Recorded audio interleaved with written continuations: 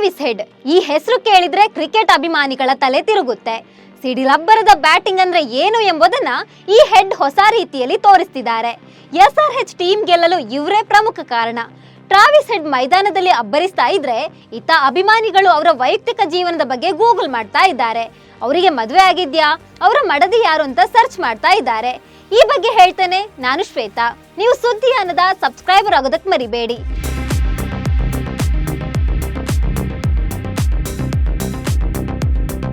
2016 ಹಾಗೂ 2017ರ Indian Premier League ಟೂರ್ನಿಗಳಲ್ಲಿ ಆಸ್ಟ್ರೇಲಿಯಾ ಬ್ಯಾಟ್ಸ್ಮನ್ ಟ್ರಾವಿಸ್ ಹೆಡ್ ಅವರು ರಾಯಲ್ ಚಾಲೆಂಜರ್ಸ್ ಬೆಂಗಳೂರು ತಂಡದ ಪರ ಆಡಿದ್ರು.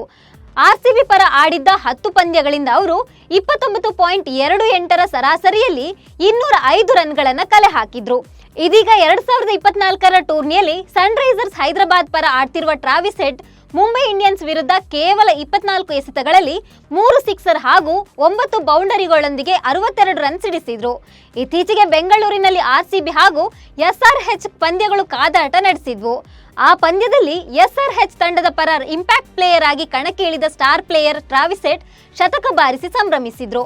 ಮೈದಾನದಲ್ಲಿ ಹೆಡ್ ಅಬ್ಬರಿಸುತ್ತಿದ್ದಂತೆ ಸಾಮಾಜಿಕ ಜಾಲತಾಣದಲ್ಲಿ ಅಭಿಮಾನಿಗಳು ಇವರ ಬಗ್ಗೆ ಹುಡುಕಾಟ ಶುರು ಮಾಡಿದ್ದಾರೆ. ಸೋಷಿಯಲ್ ಮೀಡಿಯಾದಲ್ಲಿ ಟ್ರಾವಿಸ್ ಹೆಡ್ ಅವರನ್ನ ಹುಡುಕುವಾಗ ಇವರ ಪ್ರೇಯಸಿ ಮನದರಸಿಯ ಸೌಂದರ್ಯ ಕಂಡು ಪಡ್ಡೆ ಹುಡುಗರ ತಲೆ ಕೆಟ್ಟು ಹೋಗಿದೆ.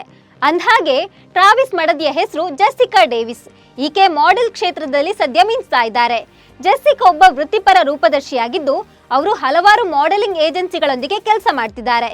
ಲಕ್ಷಕ್ಕೂ ಹೆಚ್ಚು ಫಾಲೋವರ್ಸ್ ಹೊಂದಿರುವ ಜೆಸ್ಸಿಕಾ ಡೇವಿಸ್ ಅವರು ತಮ್ಮ ಇನ್ಸ್ಟಾಗ್ರಾಮ್ ಖಾತೆಯಲ್ಲಿ ತನ್ನ ಕುಟುಂಬದ ಹಲವು ಫೋಟೋಗಳನ್ನು ಹಂಚಿಕೊಳ್ತಿರ್ತಾರೆ.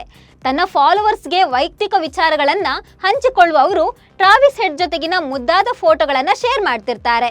ಟ್ರಾವಿಸ್ ಹೆಡ್ ಮತ್ತು ಜೆಸ್ಸಿಕಾ 2023ರಲ್ಲಿ ದಾಂಪತ್ಯ ಜೀವನಕ್ಕೆ ಕಾಲಿಟ್ಟಿದ್ರು. ಬಾಲ್ಯದ ಸ್ನೇಹಿತರಾಗಿದ್ದ ಇವರಿಬ್ರು ನಂತರ ಜೀವನದ ಸಂಗಾತಿಗಳಾದ್ರು. ಇನ್ನು ಜೆಸ್ಸಿಕಾ ಡೇವಿಸ್ ಮದುವೆಗೆ ಮೊದಲು ತಾಯಿಯಾದ್ರು. ಸೆಪ್ಟೆಂಬರ್ 2022ರಲ್ಲಿ ಮಗುವಿಗೆ ಜನ್ಮ ನೀಡಿದ್ರು.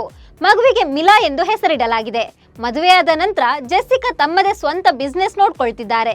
ಸಾಮಾಜಿಕ ಜಾಲತಾಣದಲ್ಲಿ ಅವರ ಫೋಟೋಗಳು ಸಖತ್ ವೈರಲ್ ಆಗ್ತಿವೆ. ಇದು ಟ್ರಾವಿಸ್ ಹೆಡ್ ಅವರ ಕ್ಯೂಟ್ ಫ್ಯಾಮಿಲಿಯ ಸ್ಟೋರಿ. ನಮಸ್ಕಾರ.